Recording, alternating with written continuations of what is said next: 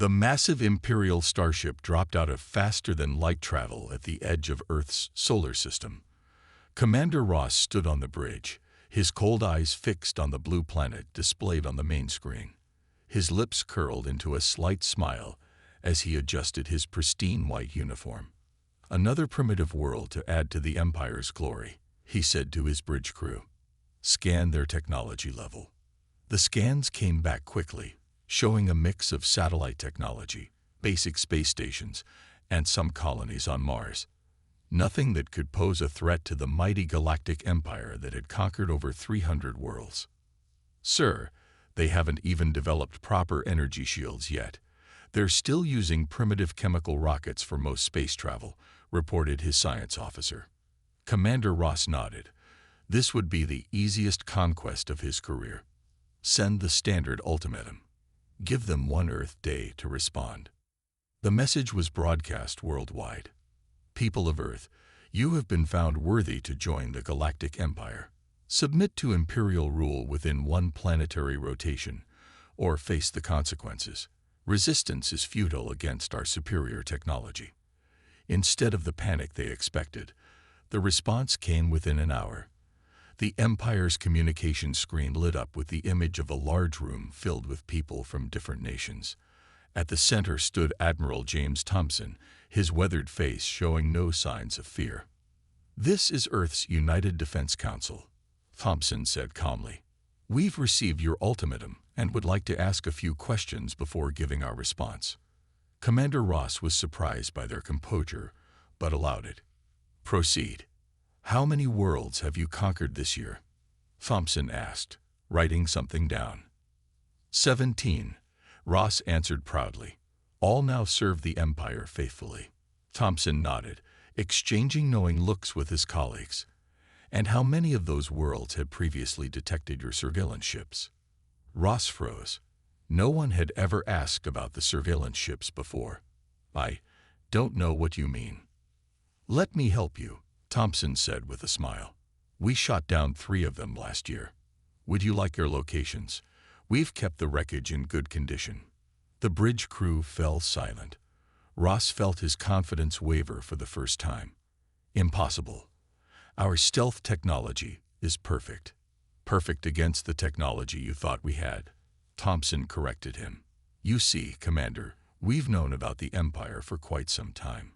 Those primitive chemical rockets, they're just what we wanted you to see." The Admiral pressed a button, and suddenly the Empire's scans of Earth changed dramatically. Hidden bases appeared all over the planet's surface.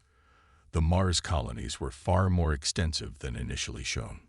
"We humans have a long history of warfare," Thompson continued. "One thing we've learned is to never show your full hand until you need to. You assumed we were primitive because that's what we wanted you to assume." Ross gripped his command chair tightly. "You're bluffing. No planet has ever deceived our scans." "No planet ever needed to," Thompson replied. "They never saw you coming. We did, and we've been preparing for this day for decades." As if to prove his point, a massive station suddenly shimmered into view near Earth's moon, its size rivaling the Imperial ship. "So, Commander Ross," Thompson said, still smiling, "would you like to reconsider your ultimatum? Or should we show you why it's a bad idea to threaten Earth?"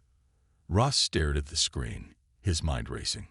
Everything he knew about conquering primitive worlds was being turned upside down. These humans hadn't just detected them. They had been waiting for them.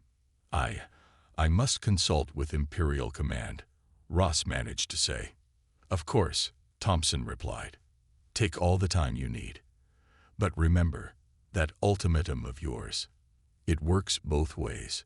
You have one day to leave our solar system, or you'll find out exactly how much we've been hiding." As the communication ended, Ross looked at his crew's worried faces. For the first time in his career, he felt real fear. Something told him that threatening Earth might have been the biggest mistake of his life.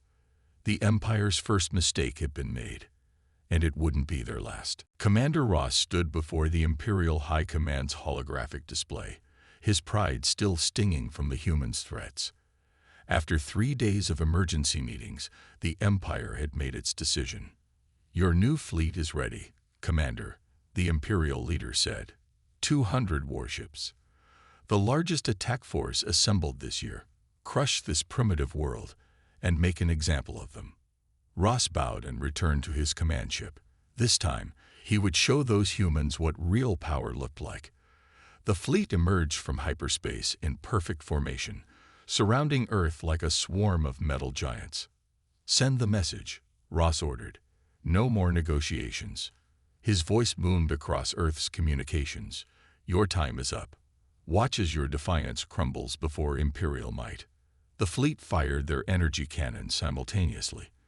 Thousands of plasma bolts streaked toward Earth, lighting up space like artificial stars. Ross waited for the satisfaction of seeing the planet's surface burn. Instead, something extraordinary happened. A shimmering blue field appeared around Earth. Every single plasma bolt exploded harmlessly against it. The shield rippled like water but held firm.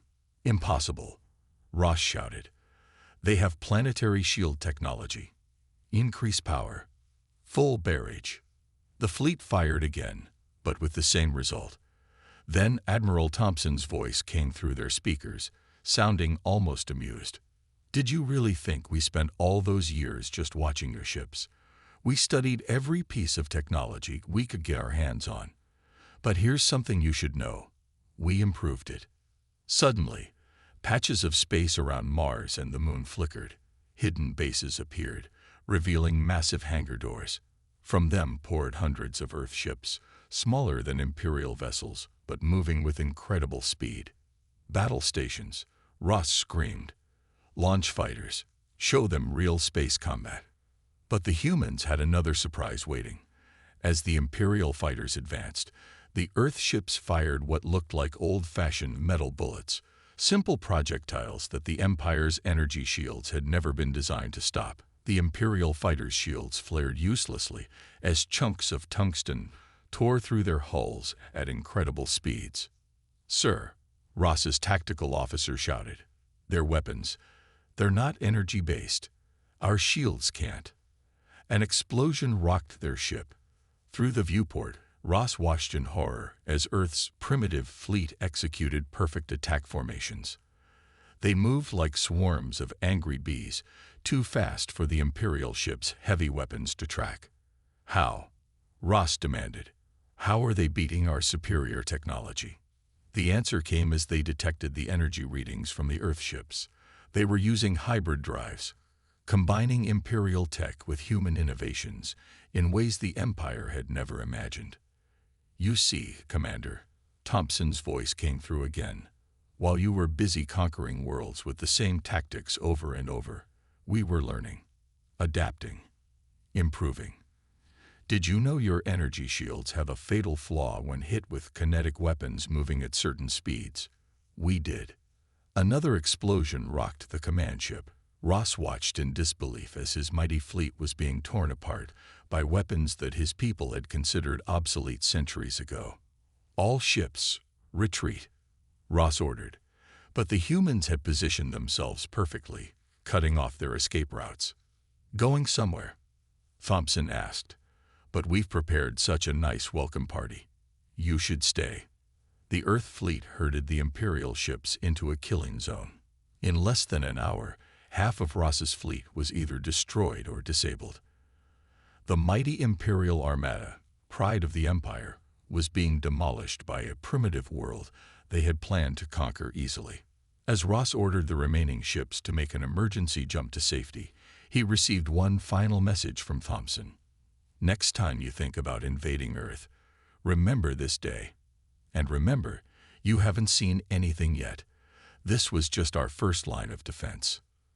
The surviving Imperial ships limped back to Empire space, leaving behind their burning wreckage as a testament to their failure. The Empire's first mistake had cost them dearly, and Earth had proven itself to be far more dangerous than anyone had imagined. And somewhere in his command ship, Ross realized with growing dread that this was only the beginning. The Imperial War Council sat in stunned silence as they watched recordings of their fleet's defeat. Commander Ross stood before them, his uniform no longer pristine, his confidence shattered. "Send everything," the Imperial leader finally ordered. "Every ship we can spare. 1,000 warships. No planet has ever withstood such force." 2 weeks later, the largest fleet in Imperial history arrived at Earth's solar system. But this time, they found nothing. No ships, no visible stations. Even Earth's planetary shield was gone. "They're hiding," Ross said, now serving as an advisor to Fleet Admiral Nash, who commanded the massive armada. "Don't underestimate them." "Nonsense," Nash replied. "They ran away. Begin the invasion." The huge fleet spread out, preparing to surround Earth once again. That's when the humans showed them what real space warfare looked like. Small groups of Earth ships appeared out of nowhere, struck hard at Imperial vessels, and vanished before they could respond. They were using asteroids and space debris as cover, popping out to attack and disappearing just as quickly. "Fight properly, you cowards," Nash shouted into the communications. "Face us in real battle." Admiral Thompson's response came back immediately. "Why should we? You brought a sledgehammer to a knife fight. We're just refusing to stand still." Another group of Earth ships appeared behind the Imperial fleet, fired their tungsten rams through several ship engines, and vanished into the darkness of space. The massive Imperial ships, designed for grand battles between huge fleets, couldn't turn fast enough to fight back. "Sir," a tactical officer reported, "we've lost 60 ships already. We can't lock on to their attack positions." Captain Mike Stone, leading Earth's rapid strike teams, had studied ancient Earth naval battles and guerrilla warfare tactics. His ships were painted black, running silent, using minimal power until the moment they struck. The Empire had never faced an enemy who fought like this. "You're too used to enemies who copy your tactics," Stone's voice came through after another successful hit-and-run attack. "We study how you fight. Then we decided to fight differently."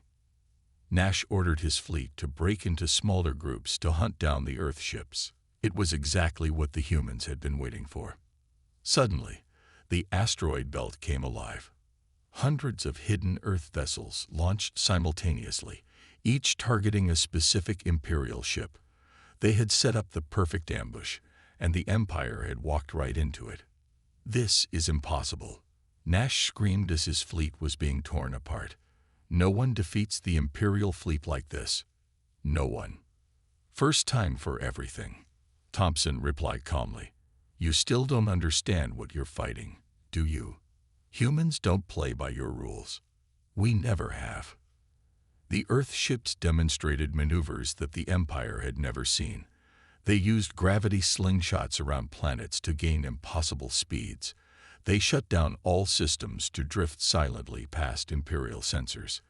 They even used their own destroyed ships as mines, waiting for Imperial vessels to pass close before detonating them. Ross watched in horror as his prediction came true. "We should retreat," he advised Nash. "We need to rethink our entire approach." But Nash's pride wouldn't let him withdraw. "No," pressed the attack. "They must run out of tricks eventually." They didn't.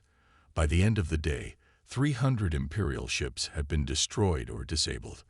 The mighty armada was in chaos, unable to fight an enemy they couldn't even find most of the time. As Nash finally ordered a retreat, Thompson sent one last message. "Thanks for the practice run. By the way, we've noted all your evacuation routes, just in case you think about coming back." The Imperial fleet fled, leaving behind even more wreckage than their first defeat. But they had learned a terrible truth. Humans didn't just have advanced technology. They had something far more dangerous: creativity in how they used it. Back on Earth, Admiral Thompson and Captain Stone watched the Empire's ships flee. "Think they'll be back?" Stone asked. Thompson smiled. "Oh yes, but next time, we won't wait for them to come to us." The Empire had just learned an important lesson about humans. They were not just good at defending their home. They were masters at it. The Imperial Science Council gathered for an emergency meeting. Holograms showed the remains of destroyed Imperial ships floating in Earth's solar system. Commander Ross, now promoted to Chief Intelligence Advisor, stood before them. "We've been asking the wrong question," Ross said. "Instead of wondering how humans beat us, we should ask why they developed different technology than every other species we've encountered." Dr. Alan Wright, Earth's lead weapons developer, was at that moment giving a tour of humanity's secret research base beneath the Pacific Ocean to Admiral Thompson. "You see, Admiral," Wright explained, walking past rows of strange devices, "when we first studied alien technology, we noticed something interesting. Every species in the Empire followed the same development path: energy weapons, shield technology, traditional space drives. But we didn't," Thompson said, smiling. "Exactly." Wright stopped at a massive machine. "We looked at their tech and asked ourselves, what else is possible? What did they miss by all following the same path?" Back in the Empire, Ross was reaching the same conclusion. Humans are dangerous because they think differently. They saw gaps in our technology that we never knew existed. In the underwater base, Wright activated a screen showing their newest weapon. "We call this the quantum disruptor." While the Empire focused on energy shields, we studied the space between particles. "Their ships are perfect against energy attacks, but useless against quantum disruption." Thompson watched a test firing. The beam wasn't visible, but the target ship's hull simply fell apart as its atomic bonds were broken. "How many of these do we have?" he asked. 50 so far, hidden in bases around the solar system. But that's not all." Wright led him to another section. "Remember how the Empire thinks hyperdrives are the only way to travel faster than light?" He pressed a button, revealing a strange-looking ship. "We discovered something in their discarded research. 100 years ago, they almost found another way to bend space. They abandoned it because it didn't fit their existing technology. We didn't have that limitation." In the Imperial capital, Ross was showing similar data. "Humans took everything we thought was useless and turned it into weapons. They have technology we never imagined because they weren't limited by our 1,000 years of tradition." The Imperial leader leaned forward. "How bad is it?" "Worse than you imagine," Ross replied.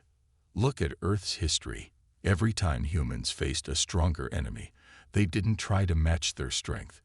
They found new ways to fight, new weapons, new tactics." In Wright's lab, Thompson examined their latest creation. "Is this why you wanted to wait before attacking the Empire?" Wright nodded. "Every time they attacked, we learned more about their weaknesses. Their ships are powerful but predictable. Their weapons are strong but inflexible. And now," he pressed another button. A wall slid open, revealing hundreds of new ships under construction. They looked nothing like traditional spacecraft. "These ships can phase through solid matter," Wright explained. "The Empire thinks that's impossible. They'll learn differently soon." Meanwhile, Ross showed the Imperial Council footage of Earth's past wars. "Look how they adapted, how they evolved. Every defeat taught them. Every victory showed them new possibilities. And now they're doing the same thing with space warfare." The Imperial leader's face grew dark. "Can they be stopped?" Ross hesitated. "The better question is, have we awakened something that will change the galaxy forever?" Back on Earth, Thompson and Wright stood in a massive hangar filled with weapons and ships the Empire had never seen or imagined. "The Empire thinks technology only works one way." "Their way," Wright said. "That's why they'll lose. Not because we're stronger, but because we're willing to try things they think are impossible." Thompson looked at their hidden arsenal, each weapon representing a path the Empire had never taken, a possibility they had never explored. "Well," he said, "I think it's time to show them just how many impossible things humans can do." The Empire had discovered too late that humanity's greatest weapon wasn't their technology. It was their ability to imagine new possibilities. And they were about to demonstrate just how dangerous that could be. The Empire never expected Earth to attack first. They were still preparing their next invasion fleet when Admiral Thompson made his bold move.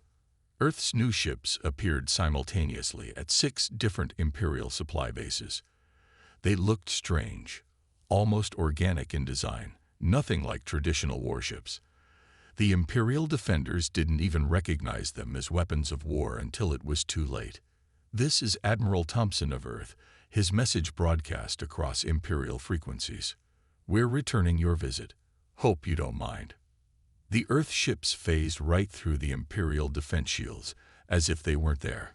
Quantum disruptors fired, turning mighty Imperial warships into clouds of scattered atoms. The Empire's most heavily defended bases fell in minutes. In his command ship, Thompson watched the battles through holographic displays. Status report. All targets neutralized, sir, his officer replied. 0 casualties on our side. The phase shift technology worked perfectly. Meanwhile, on a nearby Imperial world, the local population watched in amazement. They had never seen Imperial ships defeated so easily. Commander Ross, who was inspecting the planet's defenses, knew exactly what was happening. Earth isn't just attacking, he told the local governor. They're showing the galaxy that the Empire isn't invincible. The Earth fleet moved with incredible speed, using their new space-folding drives to appear and disappear at will. Imperial commanders couldn't predict where they would strike next. Traditional Imperial tactics, perfected over centuries, were useless against an enemy that didn't follow any known rules of warfare. Sir, Thompson's tactical officer reported, we're picking up transmissions from multiple worlds. They're asking for help against the Empire. Thompson smiled. This was exactly what they had hoped for. Send them our message. Across dozens of Imperial worlds, the same transmission played. To all peoples oppressed by the Empire, Earth stands ready to help. We offer not just protection, but the knowledge to defend yourselves. The Empire's reign of terror ends today. The Imperial leader received reports of uprising on 20 different worlds. How? He demanded. How are they doing this? The answer came from Ross, now speaking via hologram from a rebel world. Because humans didn't just develop new weapons, they developed new ways of thinking. And they're teaching others to do the same. Earth ships began appearing at worlds that requested help, delivering not just weapons, but knowledge. They showed other species how to develop their own technology, how to think beyond Imperial limitations. Look at what they're doing, Ross continued. They're not trying to replace the Empire. They're teaching everyone how to resist it. This isn't just an attack. It's a revolution. On his command ship, Thompson watched as more and more worlds joined their cause. Each species brought their own ideas, their own innovations. Combined with Earth's technology, they became even stronger. Sir, his communications officer called out, another Imperial fleet approaching, much bigger than the last one. Thompson checked the tactical display. 300 Imperial warships, their largest remaining battle group, heading straight for Earth's fleet. Perfect timing, Thompson said. Let's show them our latest surprise. The Earth ships formed a new pattern, one never seen before in space combat. Energy began flowing between them, connecting ship to ship in a web of power. Fire the linked quantum disruptors, Thompson ordered. Every Earth ship fired simultaneously, their beams combining into one massive wave of quantum disruption. The entire Imperial fleet disappeared, their atomic bonds dissolved across space. The battle lasted less than 30 seconds. Message from Earth Command, his officer reported. Dr. Wright says the linked firing test was successful. Thompson nodded. Send word to all allied worlds. Phase 2 begins tomorrow. As news of the battle spread, more worlds rose up against the Empire. They had seen something they never thought possible. The Empire's greatest fleet destroyed in seconds by the very people they had tried to conquer. In his office, the Imperial leader watched his empire crumbling. What have we created? He whispered.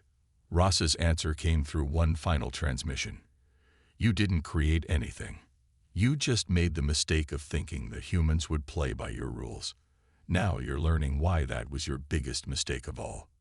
The counterattack had begun, and the galaxy would never be the same. On the former Imperial prison world of Nexus, thousands of freed beings watched Earth's ships land.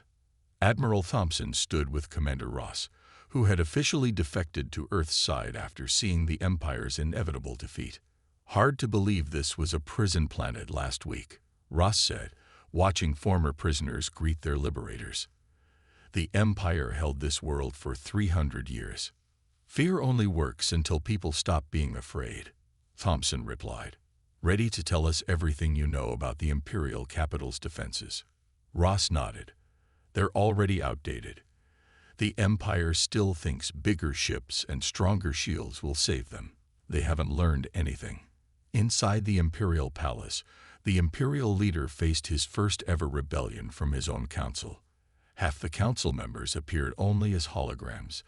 They had already fled to safer worlds. "Our reports show 40% of our worlds have declared independence," one council member said. "They're using Earth's technology to disable our control systems." "Impossible," the leader shouted. "How can primitives cause this much damage?" The answer came as their palace shields suddenly failed. On every screen in the palace, Dr. Wright's face appeared. "Hello, Empire," he said calmly. "Just demonstrating why you shouldn't have ignored all those primitive technologies you thought were worthless. Like basic computer coding. Your entire defense network just got hacked by what you call Stone Age software." Across Imperial space, more worlds joined the revolution every day. Earth didn't just give them weapons. They taught them how to think differently. Species that had been conquered for generations learned to combine their ancient knowledge with new ideas. The water dwellers of Aquos created ships that could phase through space like schools of fish. The crystal people of Lumina developed new ways to use light as both weapon and shield. Each species added their own innovations to the growing alliance. Thompson and Ross visited each newly freed world, bringing not demands for loyalty, but offers of partnership. In the Empire's throne room, they watched recordings of these visits with growing horror. "See what you did wrong." Ross's message played on their screens. Earth never wanted to rule. They'd wanted to teach. Every world you conquered had unique gifts, unique ways of thinking. You forced them all to be the same. Earth is showing them how to be different again. The Imperial leader turned to his last loyal generals. "How many ships do we have left?" "Less than 100, sir. Earth's allies are attacking from directions we didn't even know existed. The crystal people can make their ships invisible. The water dwellers can appear inside our stations. We can't fight what we can't understand." Dr. Wright's voice came through their systems again. "We're approaching your capital world now. Your choice is simple. Surrender, or watch how many impossible things we can do with your primitive technology." On his flagship, Thompson prepared for the final battle. Earth's fleet had grown, now including ships of all shapes and sizes, each designed by different species bringing their own ideas to space combat. "The Empire's last fleet is gathering at their capital," his tactical officer reported. "They still don't get it, do they?" Thompson said to Ross. "They think this is about ships and weapons. It was never about that." Ross looked at the tactical display showing hundreds of Allied ships, each representing a different way of thinking about space, technology, and warfare. "No," he agreed. "It was about imagination, about finding new ways to solve old problems. Earth didn't beat the Empire with strength. They beat it by teaching others to think freely again." The combined fleet of Earth and its allies moved toward the Imperial capital. In the Empire's palace, the Imperial leader watched them approach on his screens, finally understanding what his empire had awakened. They hadn't just found a primitive world. They had found a species that saw possibilities where others saw limitations, that turned weaknesses into strengths, and that knew the greatest power wasn't in conquest, it was in sharing knowledge. The revolution was almost complete, and the galaxy would never be ruled through fear again. The Imperial capital's 3 suns rose to illuminate the largest fleet ever assembled in galactic history. But this wasn't an Imperial fleet. It was a coalition of every species the Empire had ever tried to conquer, now united under Earth's guidance.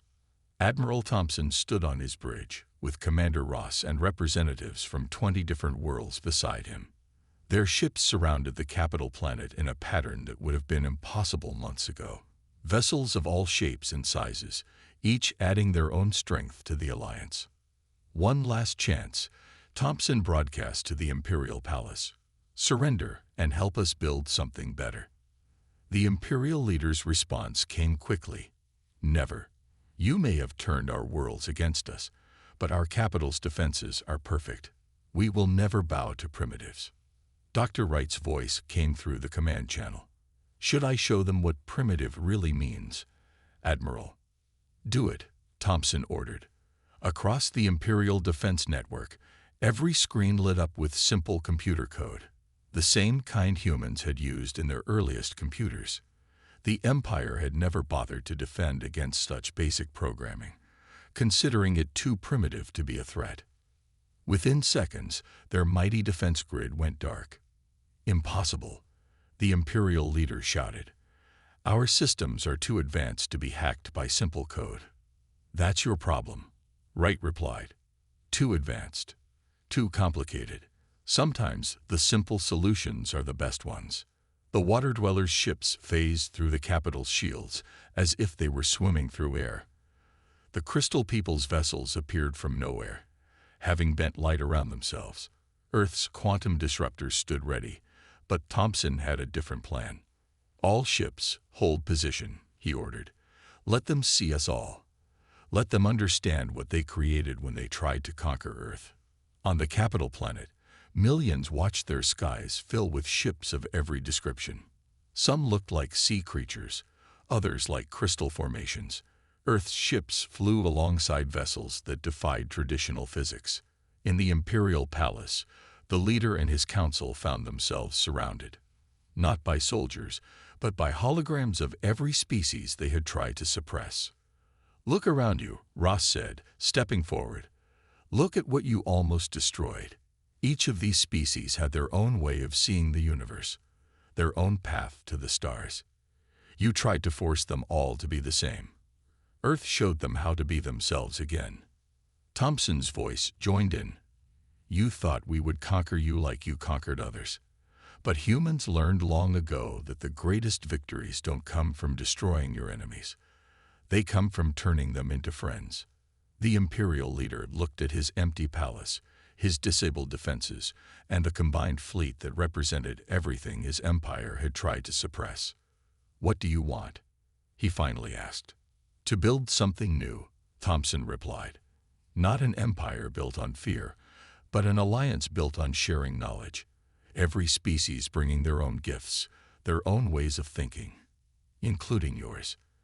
The Imperial leader's last warships powered down their weapons. Across the galaxy, beings of all species watched on their screens as the mighty empire finally surrendered, not to superior weapons, but to a superior way of thinking. 1 month later, representatives from every world gathered on Earth to sign the new Galactic Alliance Charter. The Imperial leader stood with them, no longer a ruler but a partner. The Empire's greatest mistake, Ross said at the ceremony, wasn't attacking Earth. It was believing that their way was the only way. Humans taught us that strength comes from embracing different ideas, not forcing everyone to be the same. Admiral Thompson watched the celebrations from his office window. Dr. Wright joined him, holding a datapad with plans for new innovations, combinations of technologies from a dozen worlds. Think they'll ever try to conquer us again? Wright asked. Thompson smiled. Why would they? We didn't just beat them. We showed them a better way. And that's the greatest victory humans could ever achieve. Across the galaxy, ships of all designs flew together. Crystal ships danced with water-dweller vessels, while Earth's fleet tried new formations. The stars themselves seemed brighter, witnessing the dawn of an age where difference was celebrated, not feared. The Empire had tried to defeat Earth. Instead, they had helped create something far more powerful, a galaxy where every voice added its own note to the cosmic symphony.